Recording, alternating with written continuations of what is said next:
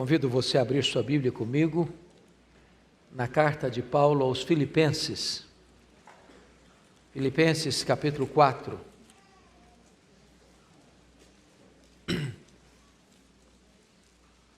Nós faremos a leitura dos versos 6 ao verso 9. Filipenses 4, 6 a 9.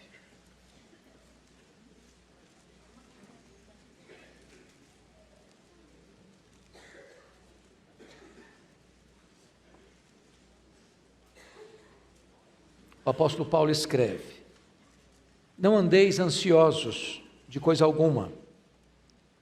Em tudo, porém, sejam conhecidas diante de Deus as vossas petições pela oração e pela súplica com ações de graças. E a paz de Deus, que excede todo o entendimento, guardará o vosso coração e a vossa mente em Cristo Jesus. Finalmente, irmãos, tudo que é verdadeiro, tudo que é respeitável, tudo que é justo, tudo que é puro, tudo que é amável, tudo que é de boa fama, se alguma virtude há e se algum louvor existe, seja isso que ocupe o vosso pensamento.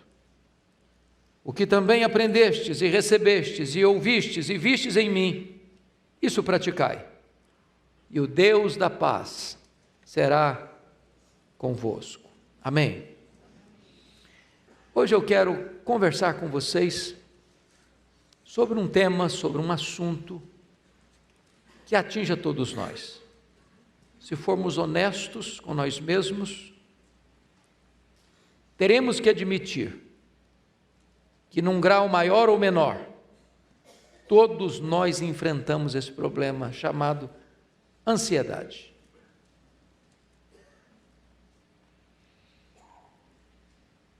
Segundo a Organização Mundial de Saúde, mais de 50% das pessoas que passam pelos hospitais são vítimas dos chamados problemas e doenças psicossomáticas. Os problemas da vida vão grudando em nós e nós vamos somatizando isso.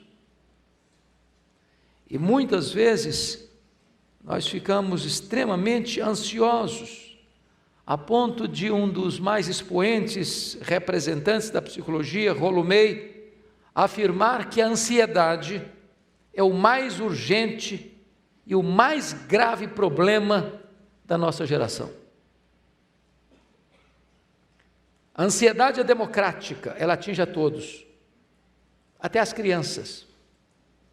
É curioso como nós estamos vivendo hoje a geração de crianças ansiosas. Também puderas, né? Também puderas. As crianças são expostas hoje a imagens de violência, a desenhos animados de feitiçaria, de coisa pesada. Alguém já brincou que se você tiver coragem de assistir todos os desenhos da televisão brasileira, de noite você não dorme com a luz apagada. A meninada está estressada.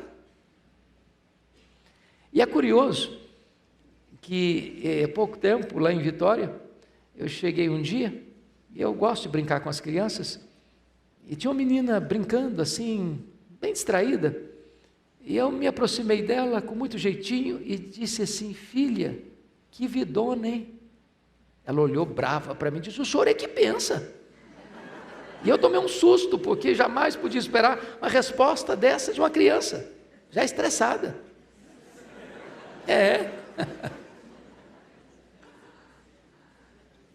Mas a ansiedade atinge os nossos adolescentes, é uma briga com o espelho, as espinhas no rosto, a pressão da família em relação a vestibular, a Enem, resultados.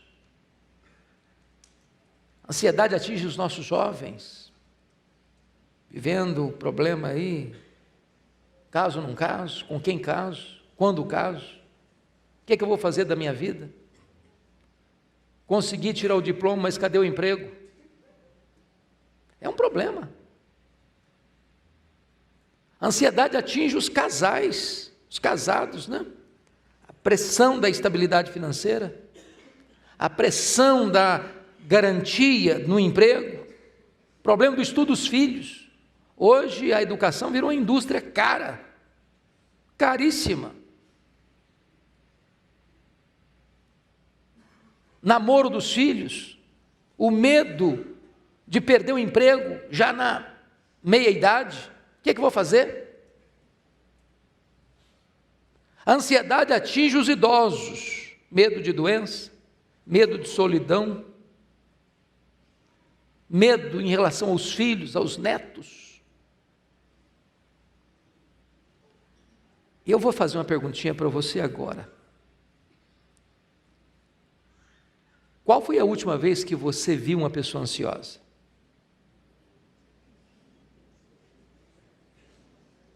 Eu acho que deve ter sido hoje, não? Você se olhou no espelho antes de vir para cá. Então, como é que nós vamos lidar com esse problema da ansiedade? Muitas pessoas acham que você resolve isso e na farmácia comprando um ansiolítico. Você toma um bom remedinho, dá uma relaxada, mas você tratou do sintoma, mas não da causa.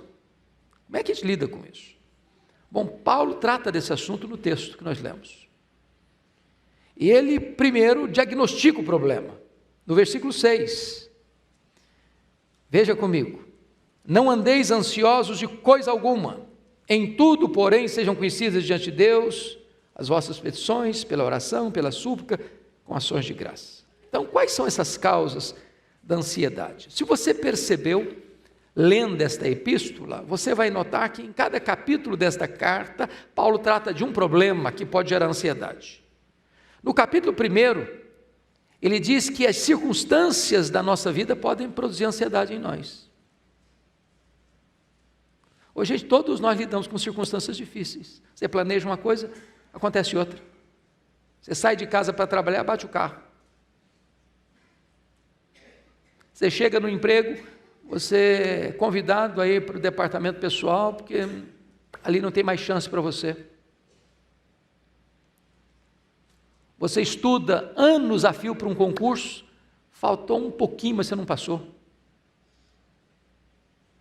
Você vai no médico para um exame de rotina, descobre que está com uma doença grave. Circunstâncias que você não controla, mas que atingem você. Paulo, ao escrever esta carta, ele estava preso, ele estava algemado em Roma. E ele tenta acalmar o coração da igreja e dizer o seguinte: eu quero que vocês saibam que as coisas que me aconteceram têm antes contribuído para o progresso do Evangelho. Estou passando situação difícil, mas eu não perdi a perspectiva de que Deus está no controle da minha vida. Pode existir para mim acaso, para Deus não. Para Deus existe providência. Olhe para a vida na perspectiva da soberania de Deus, para que as circunstâncias não tirem de você a sua paz e produzam em você ansiedade. Mas se você olhar no capítulo 2 dessa carta, não andeis ansiosos de coisa alguma. No capítulo 2, Paulo trata de um outro problema que gera ansiedade no coração da gente. São os relacionamentos estremecidos. A igreja de Corinto, a igreja de Filipos era uma bênção, mas os crentes estavam batendo cabeça. Pasmem vocês, até as mulheres da igreja estavam brigando. As mulheres quando brigam, porque o som está muito difícil mesmo. A Evódia e a Cinti que não pensavam concordemente mais no Senhor. Tinha irmão lá na igreja, trabalhando na igreja, mas lidando com partidarismo. Outros trabalhando na igreja, mas vanglória. Tinha muita gente trabalhando, mas sem trabalhar em harmonia, concordemente. E sabe, irmãos, quando tem problema de relacionamento dentro de casa ou na igreja, isso produz estresse, isso gera ansiedade, sofrimento. E eu posso até garantir para você que as pessoas nos fazem sofrer mais do que as circunstâncias. As pessoas nos machucam, as pessoas nos decepcionam, e nós decepcionamos as pessoas. Isso produz ansiedade. Quando Paulo vai para o capítulo 3, ele fala de um outro assunto que gera ansiedade. Lá no capítulo 3, versículo 19, ele diz que existem algumas pessoas que só se preocupam com coisas terrenas. Meus amados irmãos, vamos pensar bem nisso aqui. Vocês acham que dinheiro tem sido motivo de estresse hoje? Tem? Às vezes você fica ansioso por causa de dinheiro também? É curioso como a nossa geração mudou o padrão. Por isso tanta ansiedade. Por exemplo, na década de 50, nós consumíamos 5 vezes menos do que consumimos hoje. E não estamos mais felizes por isso. O luxo do ontem tornou-se necessidade do hoje. Pega o universo infantil, por exemplo. Quem tem a minha idade aqui, a não ser que tenha nascido num berço de ouro, se lembra que você, quando era criança, tinha um brinquedo. E às vezes que você mesmo fez, não tinha dinheiro para comprar. Você está frustrado por causa disso? Está complexado por causa disso? Está não.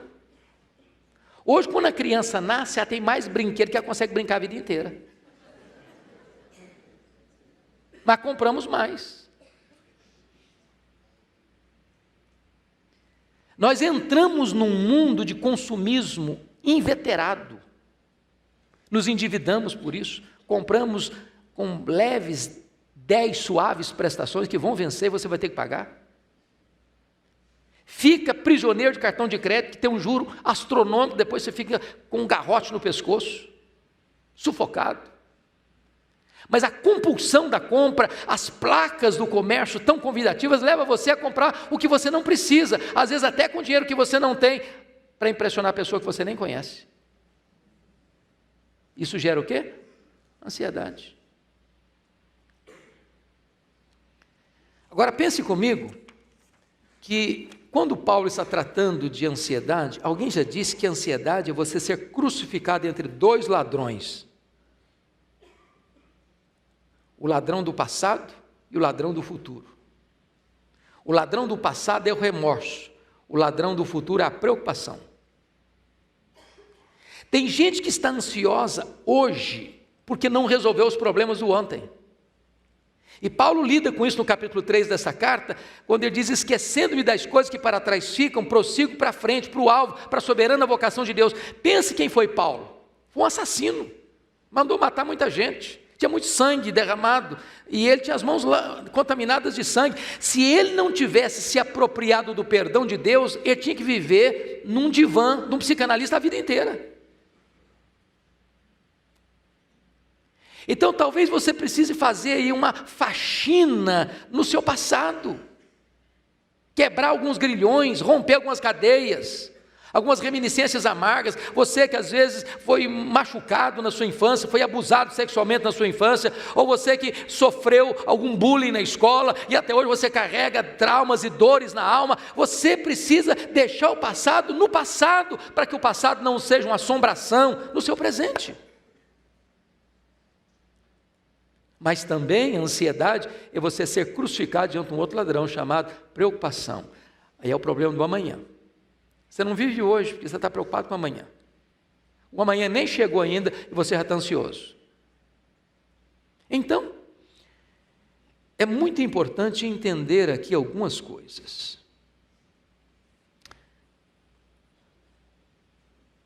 Como é que é a sua vida? Eu li um livro, O Sentido da Vida, do Dr. John Mackay, e esse livro é fenomenal. E John Mackay, neste livro, O Sentido da Vida, conta a história de um personagem, talvez mitológico, Pierre G. de Ibsen. Era um personagem que procurou sentido na vida, felicidade para a vida, fazendo viagens nos lugares mais remotos e mais exóticos do mundo. Depois que ele viajou o mundo inteiro, teve experiências 1000, ele retorna para sua casa, retorna para sua região de origem, mas a alma insatisfeita, o coração ainda sem ser preenchido. E ele vai para o quintal, e tem lá um canteiro de cebolas, e ele arranca uma daquelas cebolas, e começa a descascar a cebola. Para cada casca que ele tira, ele dá o nome de uma aventura, de uma viagem, de um passeio, de uma experiência. E ele vai descascando a cebola e vai nominando as experiências vividas. Ao final ele descobriu que aquela cebola só tinha casca. Era tudo que ela tinha.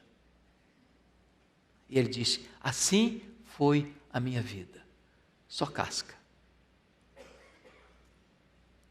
Tem muitas pessoas que estão vazias, porque elas estão buscando sentido naquilo que não tem sentido. Estão ansiosas.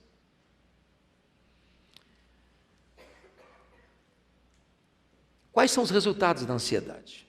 Primeiro, a palavra ansiedade na língua grega é muito forte. Sabe o que significa a palavra ansiedade na língua grega?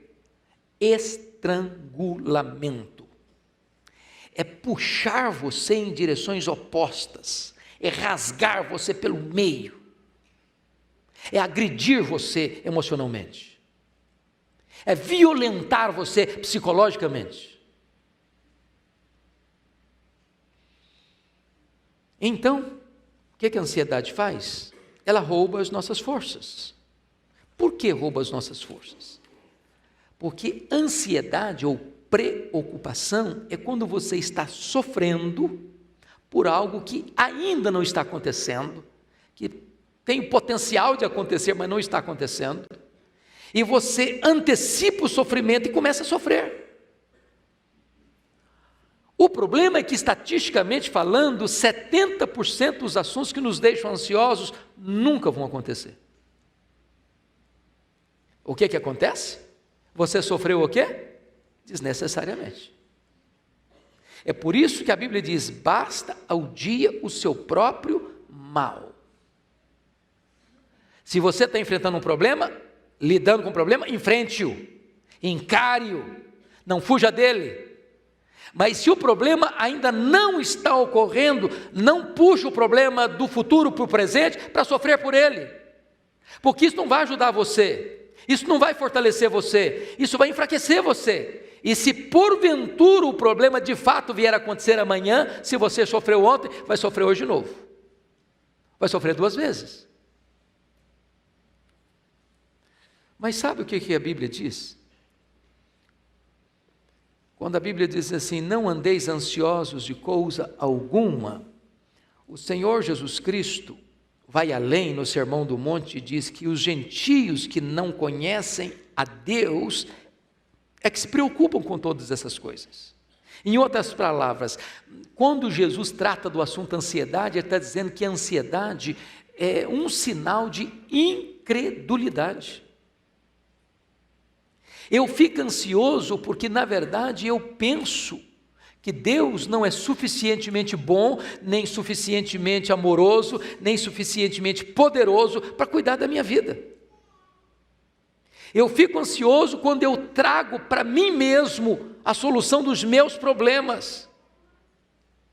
Eu descreio da providência de Deus, eu descreio do cuidado de Deus, eu descreio do controle pleno de Deus na minha vida, na minha história, e então eu tomo nas minhas próprias mãos, e como eu não sou suficientemente forte, ou sábio, ou poderoso para resolver os meus problemas, eu fico ansioso. É um ato de incredulidade. Talvez o que nós pudéssemos pensar agora é lembrar o que Paulo escreveu aos Romanos 8:28. Ele diz assim: sabemos que todas as coisas cooperam para o bem daqueles que amam a Deus, daqueles que são chamados segundo o seu propósito.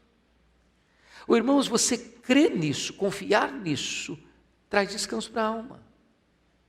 Ele não diz nós sentimos, ele não diz nós imaginamos, ele diz nós sabemos. Isso não é a linguagem da conjectura hipotética, esta é a linguagem da certeza experimental. Nós sabemos que Deus está no controle, que Ele está com as rédeas nas mãos, que não tem acaso, que não tem sorte, que não tem azar, que tem providência, que tem cuidado de Deus, que tem agir de Deus. Às vezes nós ficamos ansiosos, sabe por quê, irmãos? Nós não enxergamos na curva, nós não enxergamos no escuro, nós não sabemos o que está lá no final da linha, nós não sabemos o final dessa história, qual vai ser o último capítulo. Ele sofre, porque não crê que Deus está no controle.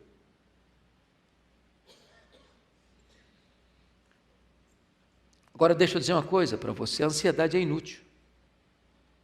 Jesus Cristo perguntou assim lá em Mateus 6:27, qual de vós, por mais ansioso que esteja, pode acrescentar um côvado à sua existência? Um côvado, irmãos, é a distância do cotovelo à ponta do dedão. dá 45 centímetros. O que ele está dizendo é o seguinte: você não estica a sua vida, nem sequer meio metro, pelo fato de você estar ansioso. É inútil, absolutamente inútil. Você não fica melhor porque está ansioso.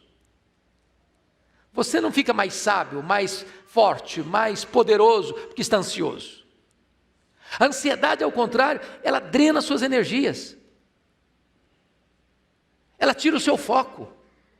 Ela desvia a sua atenção do Deus que está no controle para o problema. O problema que é maior que você.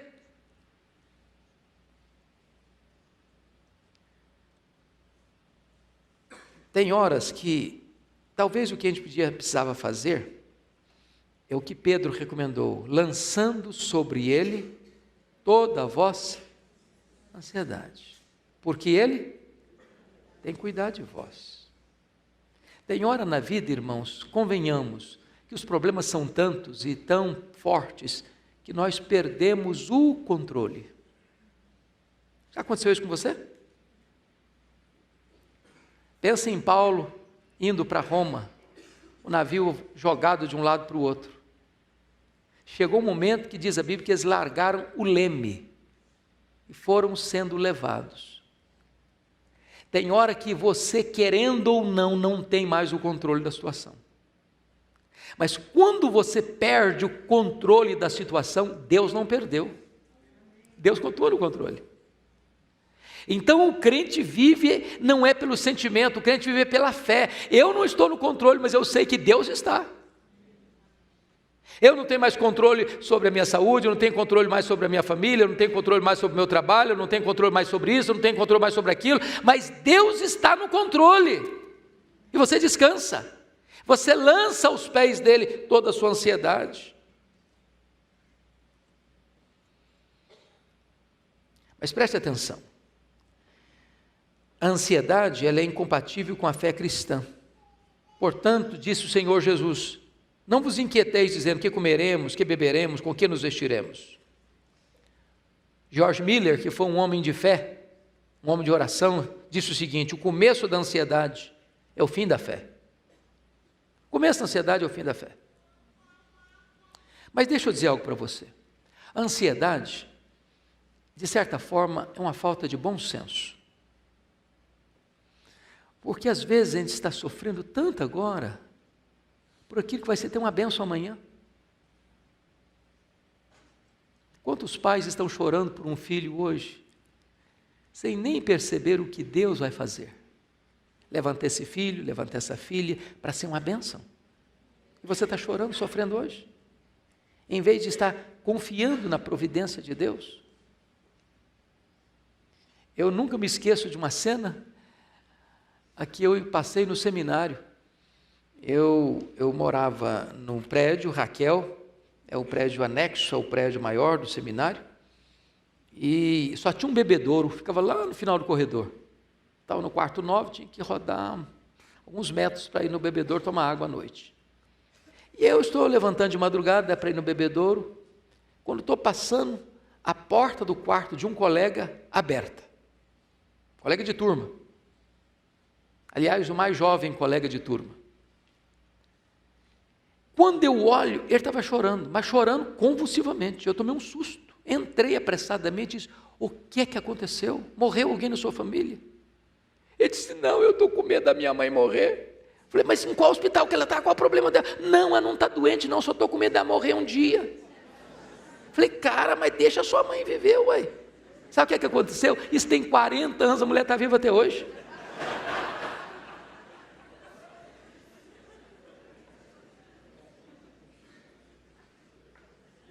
Falta de bom senso, você sofrer, você não está no controle. Calma, descansa, entrega para Deus, confia. Não andeis ansiosos de coisa alguma. Bom, mas se Paulo só nos desse esse conselho, talvez ele não nos ajudaria tanto. Depois que ele diagnostica o problema, Ele vai dar o remédio, vai mostrar o remédio. O que ele diz aí no versículo de número 6? Em tudo, porém, sejam conhecidas diante de Deus as vossas petições, pela oração e pela súplica, com ações de graças. E aqui eu chamo a sua atenção para um ponto importante. Como é que você resolve a ansiedade? Paulo nos dá uma receita com 3 remédios eficazes. Primeira coisa, você quer resolver o seu problema de ansiedade? Aprenda a orar corretamente. E no versículo 6, ele fala de 3 tipos de oração. Ele fala de oração, de súplica e de ações de graças. A palavra oração aí no grego é a mesma palavra para adoração. Então ele está falando de 3 coisas. Você adora a Deus, você suplica a Deus e você dá graças a Deus. Você adora a Deus por quem Deus é. Você pede a Deus porque Ele é seu Pai. E você dá graças a Deus por aquilo que Ele faz. Como é que você resolve o problema de ansiedade? Primeira coisa, precisa saber quem é o seu Deus. Quem é o seu Deus? Quão grande Ele é? Quão poderoso Ele é? Quão capaz Ele é? Quão suficiente Ele é para cuidar de você? A W. Tozer, um dos mais expoentes escritores do século passado, ele diz que o maior problema nosso é que nós passamos o tempo todo tomando o nosso próprio pulso e olhando para o nosso próprio umbigo, quando na verdade a maior necessidade nossa é saber quão grande é o nosso Deus, quão grande é o seu Deus. Oh, gente, se Ele mede os céus a palmos, se Ele mede as águas na concha da sua mão, se Ele faz sair as estrelas e ao chamá-las todas pelo nome, nenhuma delas vem a faltar, se Ele olha para o mundo inteiro e olha as nações como um pingo que cai de um balde, você acha que Ele não é poderoso para cuidar da sua vida? Você acha que Deus está encrencado com seus problemas? Quando você sabe que o seu Deus é o todo-poderoso Deus, Ele dirige os céus, Ele dirige a terra, Ele controla os anjos, Ele controla os astros, Ele controla o ar, Ele controla o mar, Ele controla os rios, Ele controla o universo, enfim, você acha que Ele não é capaz de cuidar da sua vida?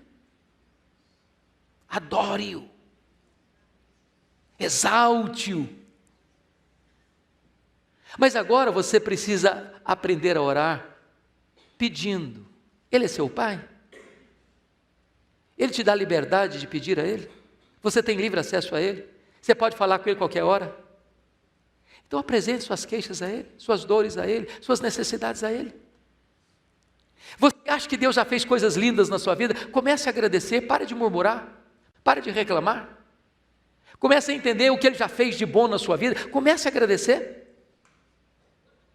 Quando você aprende a orar corretamente, você é curado da ansiedade. Segundo remédio que Paulo dá, olha comigo o versículo 8. Você precisa aprender a orar corretamente, segundo você precisa aprender a pensar corretamente. E ele diz no versículo 8 assim: irmãos, tudo que é verdadeiro, tudo que é respeitável, tudo que é justo, tudo que é puro, tudo que é amável, tudo que é de boa fama, se alguma virtude há, se algum louvor existe, seja isso que ocupe o vosso pensamento. Oh, irmãos amados, a vitória ou a derrota está aqui. Agora, para você fazer isso, você tem que ler Bíblia, você tem que conhecer as promessas de Deus, você tem que se alimentar das verdades de Deus, você tem que tomar posse das promessas de Deus, vai alimentando a sua mente, vai alimentando o seu coração, das promessas que Deus faz. Sabe por quê? Porque Deus é fiel à sua própria palavra, nenhuma das suas promessas jamais caiu por terra, e quando você vai lendo a Bíblia, vai conhecendo a Bíblia, vai conhecendo a palavra, vai se alimentando das promessas de Deus, isso vai entrando na sua mente, isso vai entrando no seu coração, e você vai pensando biblicamente, quando a luta chegar, quando o problema vier, quando a prova bater, quando a ansiedade bater a sua porta, você está cercado por uma estratégia divina, por a fortaleza divina que protege a sua mente e o seu coração. Terceiro remédio para você curar a ansiedade.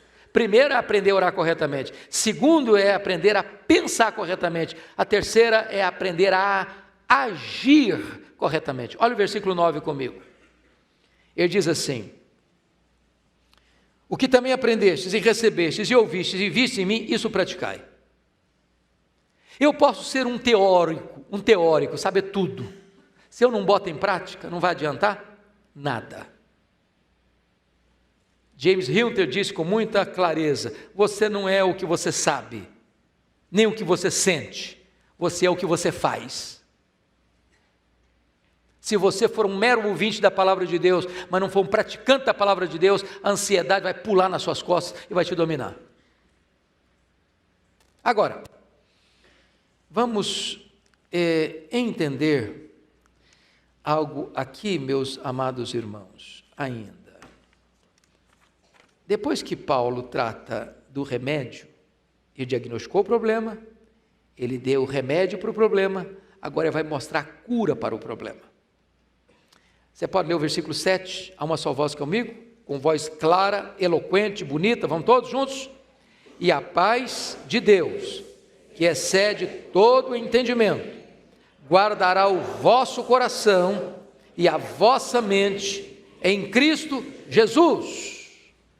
Oh, amados irmãos, que coisa preciosa, que há uma substituição da ansiedade pela paz de Deus. Quando eu estou ansioso, eu estou inquieto, eu estou desassossegado, eu estou perturbado, eu estou estrangulado emocionalmente. Aí eu orei,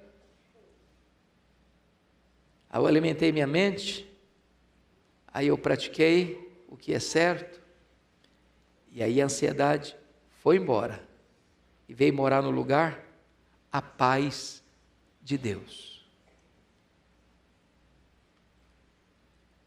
É aquela serenidade no meio da tempestade.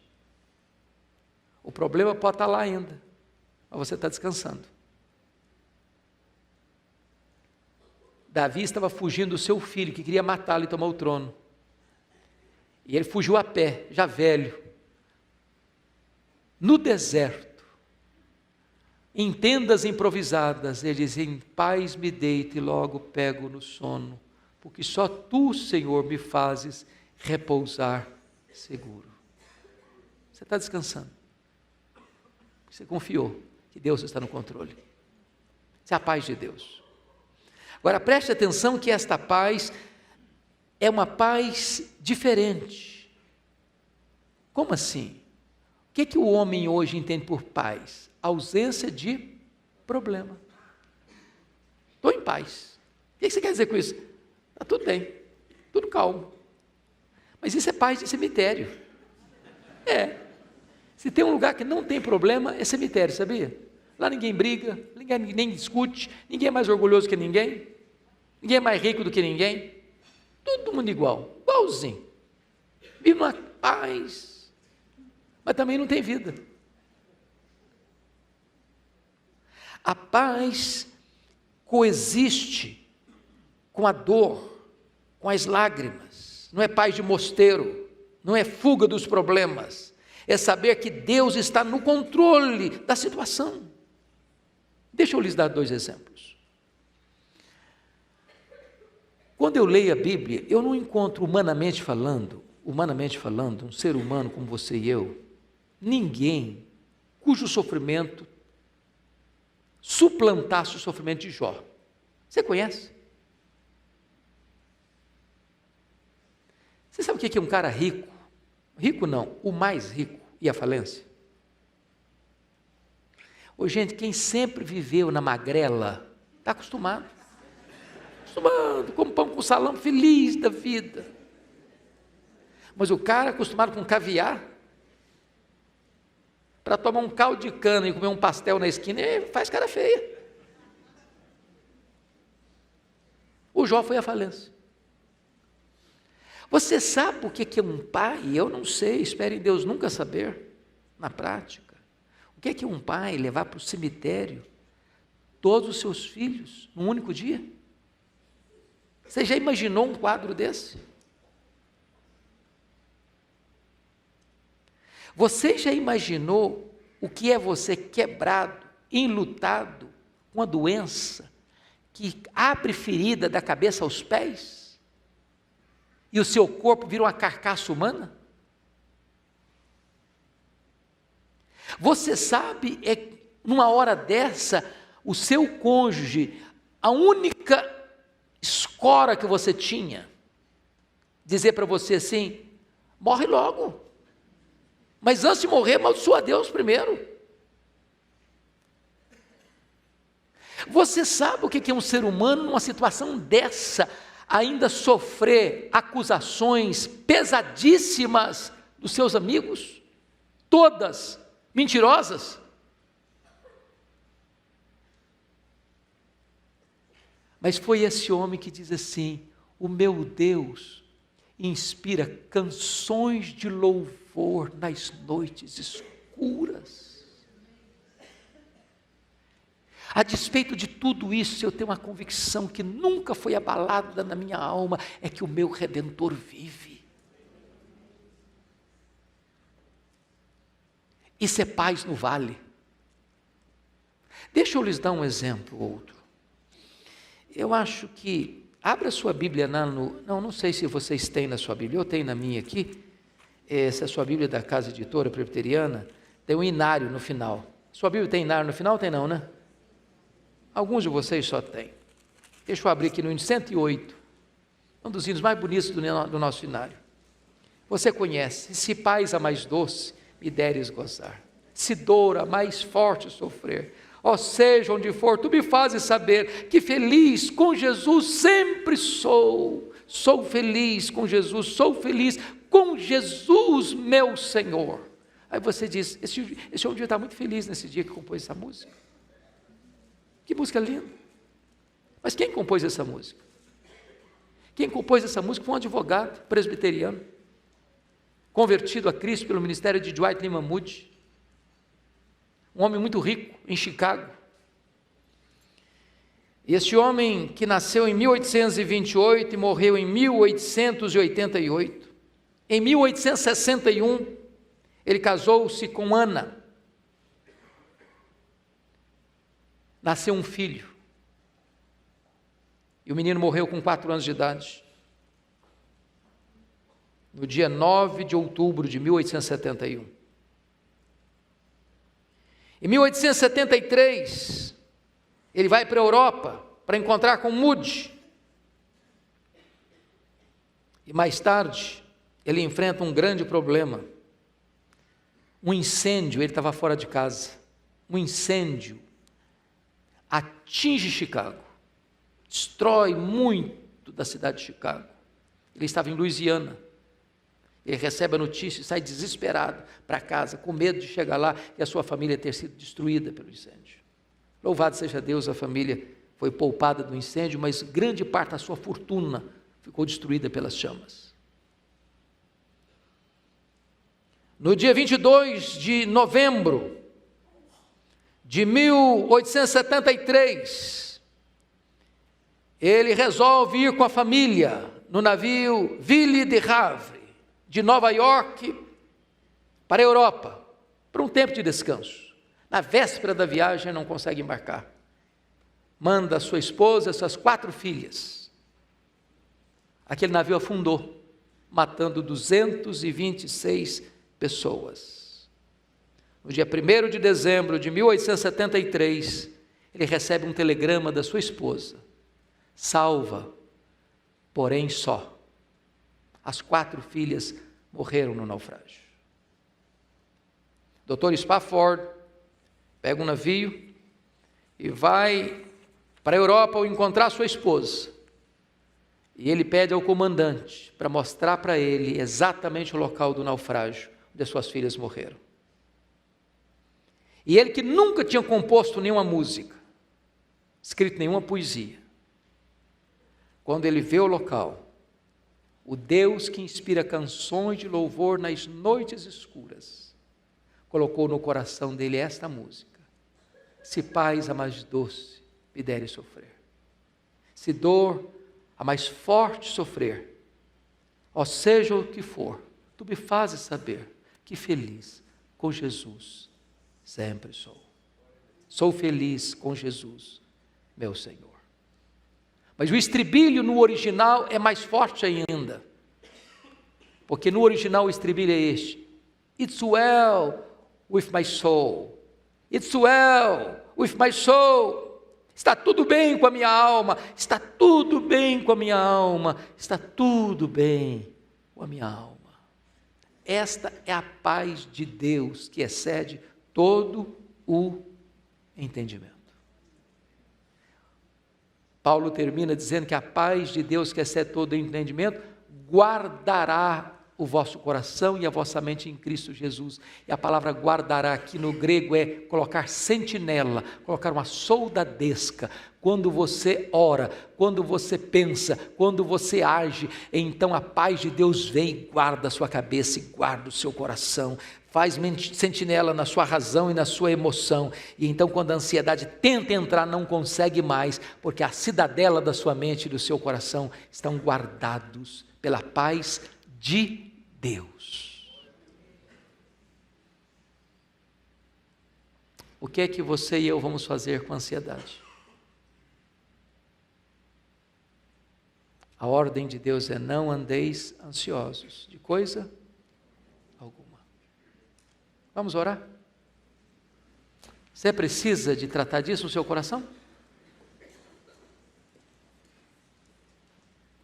Se você e eu não somos o que nós sentimos ou falamos, mas somos o que nós fazemos, eu quero então agora recomendar a você de forma prática. Eu não sei se você tem vida devocional. Nós estamos correndo demais, não estamos? Às vezes você está ocupado demais para se ocupar com Deus. Talvez uma coisa prática, tire 10 minutos pelo menos. Você abrir sua Bíblia, você curvar o seu joelho, você falar com Deus. Em vez de você ficar reclamando, murmurando, fale com Deus. Em vez de você alimentar sua mente com todos os noticiários trágicos, com todas as notícias ruins, e os fake news da vida, gaste um pouco mais de tempo memorizando a sua Bíblia, decorando alguns versículos da Bíblia, se apropriando das promessas de Deus. Em vez de você ser apenas um teórico ouvinte, comece a botar em prática o que você conhece da palavra de Deus. Vai acontecer um milagre na sua vida. A ansiedade vai embora e a paz de Deus vai entrar, vai guardar a sua cabeça e o seu coração. Vamos ficar em pé. Pastor Arival, o senhor ora por nós, por favor?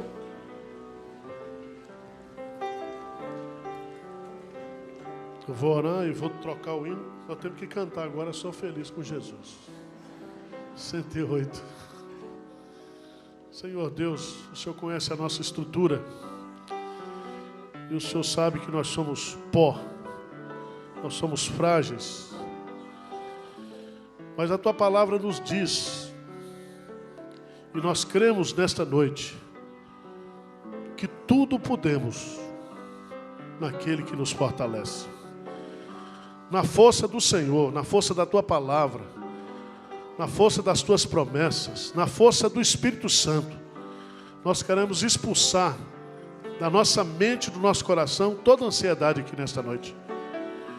Queremos ser curados, queremos lançar sobre Ti, queremos despejar aos Teus pés todas as nossas preocupações, angústias, ansiedades. Cura-nos, Pai.